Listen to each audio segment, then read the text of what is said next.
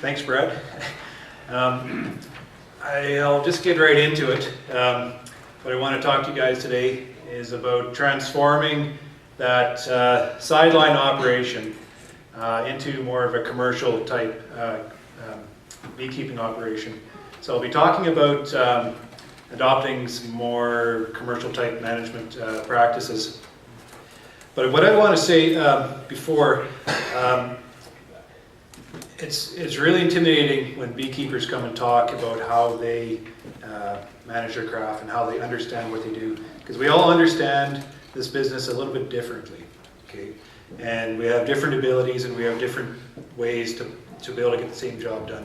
So there will be some commercials in here. Will be critical maybe on some of my management techniques here, so don't throw wrenches at me.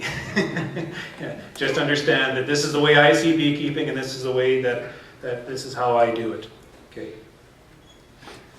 So how many in here are kind of like a sideline beekeeper type? 40 hives, 50 hives, 100, yeah. So I've been through all the steps. I've built my operation up, so I've asked all the questions and I've searched all the answers, so I can relate to you guys a little bit. So I'm speaking kind of towards you guys, and you guys probably have the same ambition I did, turning your business into something full-time and making something out of it. So I just want to bring some of that to you. One of the biggest considerations what we need is to be able to manage our time. It's like any other business owner. Managing a business, time is our most precious asset. So we got to be able to do our work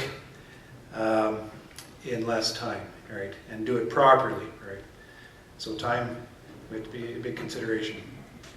So insight in like a little more of a commercial setting. How do we do it? Like how do you transition your operation into more of a commercial setting? So you're going to be managing time. At the same time to manage your workload, but we got to pay a lot of attention to our work-life balance, and that's very important, the whole thing. If you don't have a life while you're trying to do what you're doing, everything's going to fall apart on you, right? So that's probably one of the biggest things. So I'll get right into it now. So understanding hive behavior, and I'm just going to show you just a glimpse on how I understand the bees and how they work, and then I developed my whole system around that. So this is a graph from Randy Oliver. It's like a bee life chart. It shows the age. Right here's your brood line. Okay, and then you see here's summer. That's a big population in here. Here's your fall nest being developed, and your winter bee nest here. Okay. So right in this particular time of year is when the bees develop that winter nest, and they're supercharging those bees with protein and fats. And I won't get into the complexities of protein and fats dynamics in the wintering colony, because there's people in here who can do a better job. But throughout the winter, those winter bees, they're hanging on to those proteins and those fats, right? And they're hanging on to that gold until spring. So right in here, these bees are getting around, 175 days, 200 days before we put them out. So when I put them out, right in this particular time, this is when the nest shifts over from the wintering strategy into the spring growth type strategy. So there's a switch over of the nest. We're in this particular time right in here. So that's when the winter bees are handing off those proteins and fats. They're hanging on all through winter, and they're passing it on to the next generation to rejuvenate that nest into spring. So this is a big switch over. Okay, so right in here, right in this extreme balance, when those bees pass that protein on to the next generation of brood, it's almost like there's a time clock starts, right? So they have 3 weeks to live, and then right in here, those bees have to emerge. So there's quite a balance in that particular time. So we can take advantage of this particular time of the year, and we can measure these bees perfectly, so we can tell what's going on inside our nest in the spring. I lean really heavily on assessing my stock, and I would suggest everybody do the same. We have to know what we have in our apiary so we can manage it, right? We can't manage something we don't know, what we don't know we have.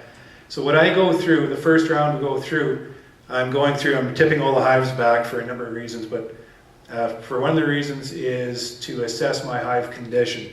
And I'm a big believer of counting frames from underneath, assessing your hives from underneath, okay? Because the bees won't lie to you when you look underneath the colony, because that cluster is fully defined right down to the bottom. You pop the lid open, you look over, those bees are going to spread over the top bars, and you look at an 8 frame, but it's actually only a 4 frame.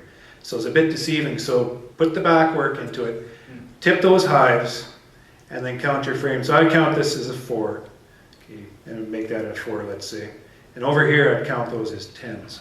Okay. So what I do is those 4s, I buy these little drink tickets, buy them at the corner store, and I'll mark these ones as mediums. The 4s to 6s in there, I count them as medium. So I put a white tag on them. These big guys I mark with a blue. You know, those 8 to 10s. I mark them as blue. Anybody smaller, I mark as a red. Those guys are possibly trouble, so I'll maybe shift them off to another yard or put specific attention to them. But what I do is I'm going to mark these guys as blue. That's the first assessment around. So here's 2 colonies in the spring. I've marked them as blue. One of these colonies has a fantastic queen going on inside. Okay? And this other colony looks exactly the same, but the queen's failed on me. But they look exactly the same right now. Right? So here we are in spring. Here's the good colony. It's a 9 frame, let's call it, with the vigorous queen. So let's say she's laying 2,000 eggs. Let's stretch it to 2,000 eggs. The other colony to the side, it got the hive into winter very well. But something happened, the queen's failing, right? So now let's say she's petered out. She's petered out in the spring, so she's a failing queen. But those hives coming out of the winter shed look exactly the same at this point in time. So they're both marked as blue. I'll do a second assessment as we come back through in a few weeks. So now this is middle of April. And you're going to see this good queen. She's gone through that turnover. She's going into the spring now. And that colony has improved, right? You're looking at a population improvement. And your brood nest is showing the same. So that colony is good. She's going. This other hive over here, tipping those hives back, right? You're looking at this. And she's laying stagnant. She's not doing anything for you. Brood nest is flat. This is the time when you want to target these hives so you can recognize these guys as being failing hives, right? So if you can identify the hive at this time, requeen that hive, you can bring that life back in. The next assessment that comes through, let's say we're going through in the split. I'm taking a split off these guys because they're terrific. These guys are going to go off to the honey flow. They're going to go off into the honey flow and make me a lot of money. These guys, there's nothing there. So if you missed it here, you better find them there, right? And if you don't do anything about that hive at that point, you're going to send them off to the honey flow. They're not going to make you any money, and they're just going to cost you at the end. So what you want to do is take those guys, and you better requeen them. Or what I do is I usually take those colonies and then just slash them down into nukes and just take them right out. And then turn that nest into a productive one again. So that's how I assess my hives, and that's the reason why. So we know what we have, we can measure our queen condition, and we can promote the excellence within the apiary, because we want the excellence to be able to produce as a honey product. Okay, so that's one thing. So the other thing is managing, going through a split without physically finding the queen. I remember I had a few hundred hives. And I remember coming through, leaving a yard, and I just spent an hour and a half looking through 3 hives, looking for the queen, making the split. You know, you go through 20 frames, you can't find that queen. So you go back through again, you find her, make your split. And you go on to the next hive, and you go through all 20 frames again, you can't find that queen. And then so then the third one, the same thing. So I'm spending all this time looking for the queen. And I remember pulling it out of the yard, and I texted my buddy, who had 1,200 hives at that time. I said, how do you do this? Like, how do you split your hives so efficiently and get all your work done?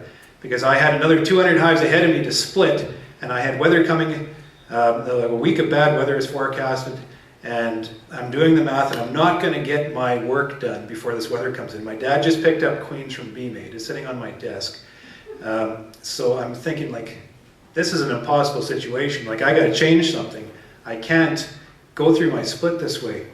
So I texted my buddy. He said, "How do you do it? Like, help me out here." And after a little while, I text back. He said, "You're spending too much time per hive." And I was like, "Wow, no kidding." that's why I texted you. So I politely texted him back. I said, "I realize that. How do you manage that?" So he texted me back in a little bit. He must have been splitting. He was busy, but he just texted back, "Quit finding the queen." So I said, "Okay, oh, that's interesting." And I didn't know what he meant, so I drove to the next bee yard. It was getting late, and dive into the next hive. And I go in and I can't find that bloody queen again. So I close it up and I drive home, and I'm standing in the shower that evening, and the shower is where I do all my thinking. And I'm standing there thinking, how am I, like, what does he mean, don't find the queen? You can't just split a hive without, you take the queen away, you're defeating the purpose. And I find it dawned on me, so, oh, of course, you don't find the queen. Why are we finding the queen? We're wasting our time. So I'm going to show you what I do. And it's a management practice that is hinged on how I was able to look after 500 or 600 hives as compared to the 1,400 or 1,500 hives now. I'm able to split my hives, manage my population growth without putting very little effort into it. And I'm able to schedule my work, 5 minutes, 5 minutes, 5 minutes for my splits, and I can schedule everything out. And not only that, I can also bring employees in to help me with the same process, if we're not having to find the queen. So what I do is I split through an excluder, and I'm going to try to show you what I'm doing here. These are two brood boxes, right? And there's brood in both boxes here. So my intention is to split this colony into two.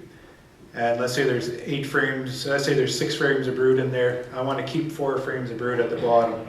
So what I'm doing is I'm taking that top box that was here, I take that top box off and I put it wherever, on top of the lid, the rim. You don't want to squish bees, right? So that top box has been removed. I go to the bottom box, this is before this is on, and I count out 4 frames of brood. That's my magic number in the spring. I'm counting 4 frames of brood. That's all I'm doing. I'm just counting those sheets of brood. If there's 5 down there, I'll bring 1 back up here. If there's only 3 frames of brood down there, I'll bring 1 down to there. Then what I do is I made this little funnel. This is like a laundry tub, and I cut a hole in the bottom and made a little wooden rim on it. But that's a funnel. So what I'm doing is I'm taking all those bees from the top, and I'm shaking that entire box down to the bottom. And I'm not looking for the queen. There's no sense for looking for this queen. So I'm shaking them all down and putting these empty frames into this box to the side. So when all those bees are shaken down to the bottom, that queen has to be down there, right? So I put this queen excluder over top there, and then I put this box back on top. So all the bees are in the bottom, the queen excluder's in, and then that empty box is back on top. Those bees are going to go through the excluder and cover that brood I left in the top box for the split, right? And the queen's going to be in the bottom, I know that. And by doing it this way, you're not wasting time looking for the queen. It's just a matter of sorting frames, shaking bees. You can hire guys to help you with this. You can have guys opening up, if they're not as skilled, they can open up hives for you. You can pretend you're a surgeon, you can do your work, and then guys behind you closing up, right? Or you can train guys to do this, where you don't have to actually find the queen. You just count the sheets of brood. So then what we do is we come back that evening, or I like to plan it through, miserable weather when the bees aren't flying. But then you just take the top boxes off and you just throw them onto these hive pallets, right? And I use an easy loader. I don't do any lifting. I do as little lifting as I can, and it works really well. We just set out the yard with a bunch of pallets, and we just simply strip off the boxes from the top, put them onto our pallets, and then we're moving our, this is one of my guys here, we're setting up pallets. This is a particularly strong yard, and we have a lot of splits in this yard. So what we're doing is we are stripping the boxes onto the pallets, and the guys are coming, just lifting them up, putting them onto our trucks. So we're not actually having to handle much.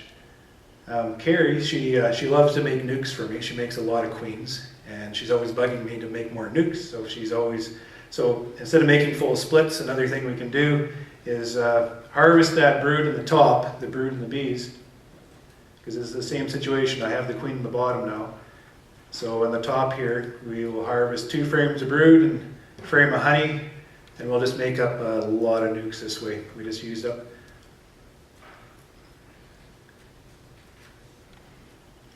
We'll take the nukes out the same way with Easy Loader, and we're cattle producers, we have lots of pasture, and they make excellent mating yards.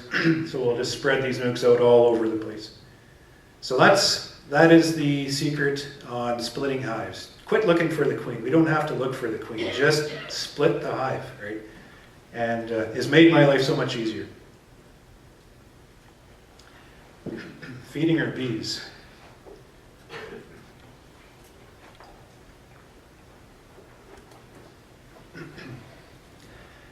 I really believe in feeding our bees. I think it's absolutely essential, especially, I've only been beekeeping, things are really changing in the environment right now, for the good or for the bad. That's a different argument, but we need to feed our bees. We have to make sure our colonies are being well nourished all throughout their entire life cycles.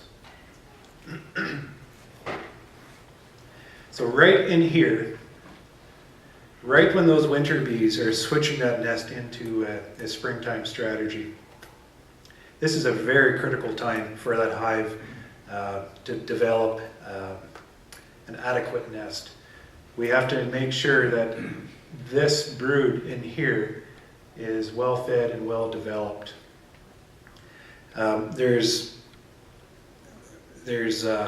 study that is proving to us that a malnourished nest will show unthriftiness further down in its lifetime. Larvae that is not adequately being fed as is being developed will show itself as being an unthrifty bee later on in its foraging lifetime. So we want these bees to be well fed so we can ensure that these bees are going to work for us later on in their lifetime. In the spring, we have a lot of pollen flow and really good pollen, right? And bees need pollen. They need pollen, period. And they need a lot of it coming in. So in the spring, when we have a lot of pollen coming in, that hive is laying, the queen's laying a lot of frames of brood. Sometimes they'll lay like 5 or 6 frames and they'll get going. But if you notice in this, this is a beautiful frame of brood. But they're pretty much living hand to mouth here. There's no pollen reserves in this colony at all. So when the hive's rearing a nest of this caliber, we have to make sure that if they fall into any type of protein dearth, that they have enough food on hand to be able to sustain that nest throughout their growth period. This is May 17th of 2015. There's a terrible winter storm come through right before my main split. And a week and a half before this, we were going through our colonies and we were throwing down protein patties, like 2 pounds of patties on all our hives. And I'm thinking, boy, I'm wasting my time and wasting my money here, because of all this pollen coming in, and it's a beautiful spring and the hives just look fantastic. But the problem is I can't get through my apiary quicker than 3 days. And I didn't actually see this storm coming 2 days ahead. Maybe I wasn't paying attention. But this storm came, and that entire nest, it left the colony in a 5-day dearth, extreme dearth. This colony is requiring a tremendous amount of nutrition. We had the patties on for the week and a half before that. They were hardly touching the patties at that time, but within 3 days they consumed all that patty, and they were able to continue the movement forward of that springtime nest. We come in after, it was like 5 days after, we came in to follow through with the split, and we're putting on more protein at that time, but that queen hadn't stopped laying. She continued her expansion, her movement forward. If we didn't have enough, if there wasn't enough pollen in this nest, if we didn't have protein on it to supplement them for protein at that time, those colonies would have, what they do is when they go, when they fall into protein stress, they'll cannibalize the developing brood around the outside. And they'll cannibalize as much as they need until they can find that balance to sustain that nest moving forward until nutrition comes in. And we don't want them to do that. We want them to, we want to keep that brood, right? So that's why we got to make sure we have enough feed in these colonies. If they have enough pollen stored, that's perfect. If they don't have enough pollen, we got to recognize that, and we got to make sure we have protein on there to be able to get them through times like this, and make sure that times like this don't put us out of business. Okay. There's just some patty that I put on my nest.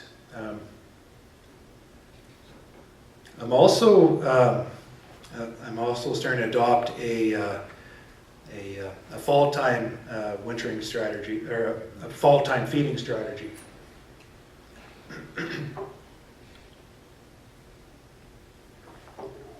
Just like in the spring, I find it's extremely crucial to make sure our bees have enough nutrients to be able to develop that winter nest that they need to take them through the winter.